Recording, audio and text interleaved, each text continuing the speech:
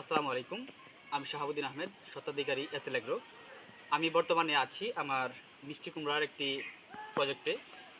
এই পাশে মিষ্টি কুমড়া আছে, আবার অন্য পাশে ওইদিকেও মিষ্টি কুমড়ার কয়েকটি চারা আছে। তো এই মিষ্টি কুমড়া যখন ধরে, তারপর কয়েকটা রোগের আক্রমণ হয়। বিশেষ করে ৩টি রোগ বিশেষ করে। একটা হচ্ছে মাছি পোকায় আক্রমণ করে, আবার নিউট্রিশনের সমস্যা থাকে, আবার অনেক ক্ষেত্রে দেখা যায় এই যে এই মিষ্টি কুমড়া সেগুলা কিন্তু হলুদ হয়ে যায়। এর কারণ হচ্ছে ছত্রাকের কারণ হতে পারে বা মাছি পোকার কারণ হতে পারে। তাই আপনারা মিষ্টি কুমড়ার জমিতে মাছি পোকার দমনের জন্য একটি ফেরোমন ফাঁদ দিবেন। আর হলুদ যেন না হয়ে যায়, যার কারণে আপনি একটি ছত্রাকনাশক দিতে পারেন যে কোনো একটি গ্রুপের।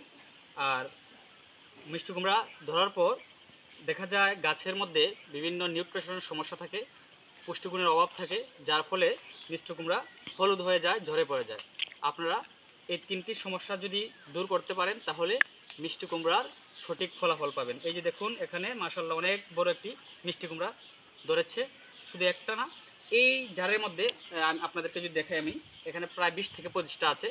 যদিও গাছগুলো একটু ঢলে গেছে, এর কারণ হচ্ছে প্রচণ্ড রোদ। এই প্রচণ্ড রোদের কারণে গাছগুলো ধরা যাচ্ছে, দেখতে তেমন একটা সুন্দর দেখাচ্ছে না। দেখুন এখানে একটা মিষ্টি কুমড়া আছে, আবার এই পাশে এই যে এখানে একটা আছে, দেখুন এই যে এটা ছোট।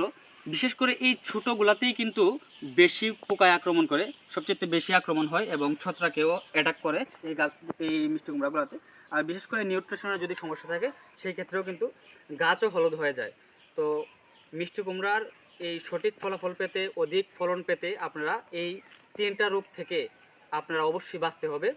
মাছি পোকা দমন করতে হবে, ছত্রাকনাশক দিতে হবে এবং নিউট্রিশন দিতে হবে গাছের গোড়ায়। তো সবাই ভালো থাকুন, সুস্থ থাকুন, এসএল এগ্রোর সাথে থাকুন। সবাইকে অসংখ্য ধন্যবাদ। কৃষি বিষয়ক অনেকগুলো ভিডিও পেতে, ভালো ভালো ভিডিও পেতে অবশ্যই আমার এই চ্যানেলটি সাবস্ক্রাইব করুন এবং ফেসবুকে ফলো দিয়ে রাখুন। ধন্যবাদ।